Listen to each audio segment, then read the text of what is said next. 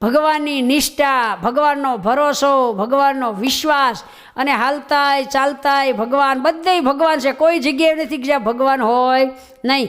જળે વિષ્ણુ, સ્થળે વિષ્ણુ, વિષ્ણુ પર્વત મસ્તકે, બધી જગ્યાએ ભગવાનનો વાસ છે.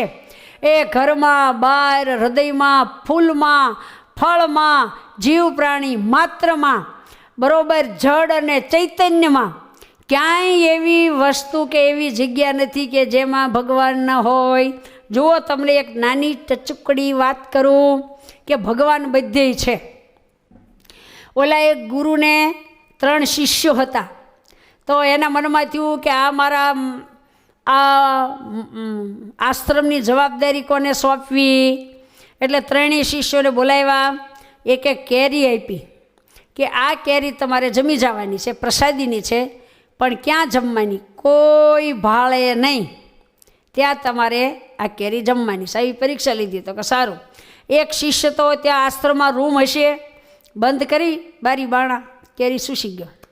બીજો થયો કે ક્યાં કેરી ખાવી, અહીં ભાળે, ઓલા ભાળે, ઠેઠ જંગલમાં દૂર દૂર ગયો. કાગડા કૂતરાય ક્યાંય ન, કૂતરું ન ફંભળાય, બોલે ત્યાં માણા કોઈ નહીં. એવા અવારો જંગલમાં જઈ કોઈ માણસ નહોતું, કેરી જમી ગયો. અને સાંજે 3 શિષ્યોને બોલાવ્યા. તો 2 અને ઓલાના હાથમાં કેરી હતી. તો એકને પૂછ્યું કે કેરી ક્યાં ખાધી? કે ગુરુ તમે કીધું હતું ને કોઈ ન ભાળે, રૂમમાં બેસીને ખાઈ ગયો, મને કોઈ ન ભાળે. બીજાને પૂછ્યું તે, તો કે દૂર જંગલમાં ગયો, કોઈ માણસ તે હતું નહીં, ત્યાં જઈને મેં કેરી ખાધી તમારી આજ્ઞા અનુસાર. ત્રીજાના હાથમાં કેરી, કે તને ક્યાંય એવી જગ્યા ન મળી, કોઈ ન ભાળે એવી? તો કે ગુરુ તમે એવું કીધું હતું કે કોઈ કરતાં કોઈ ન ભાળે ત્યાં કેરી જમજે. પ્રભુ, એવી કઈ જગ્યા છે કે જ્યાં આપણને ભગવાન ન ભાળે? આપણે જંગલમાં જઈએ તો ભગવાન તો ભાળે જ, રૂમમાં બંધ કરી તો ભગવાન ભાળે, ગમે એવા ભોયરામ ગરી જાય, ભગવાન સર્વસ્વ જગ્યાએ છે. એટલે મારે ક્યાં કેરી ખાવી ગુરુ?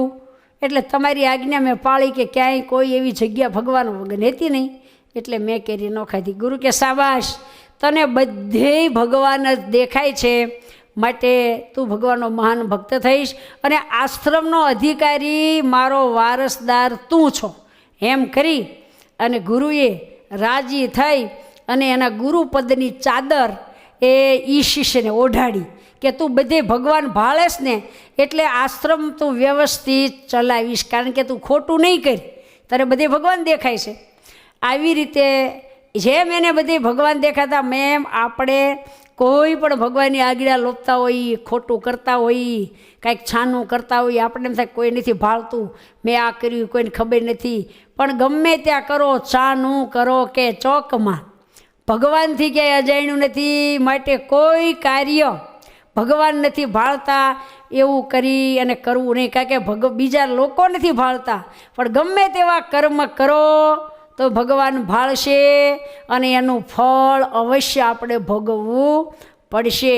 માટે ભગવાનને સર્વોપરી જાણવા, ભગવાનને અંતર્યામી જાણવા અને ભગવાન સર્વત્ર છે એવું જાણી અને ભગવાનનું ભજન કરજો. દરેક બહેનોને ભાવથી જય સ્વામિનારાયણ, જય સ્વામિનારાયણ.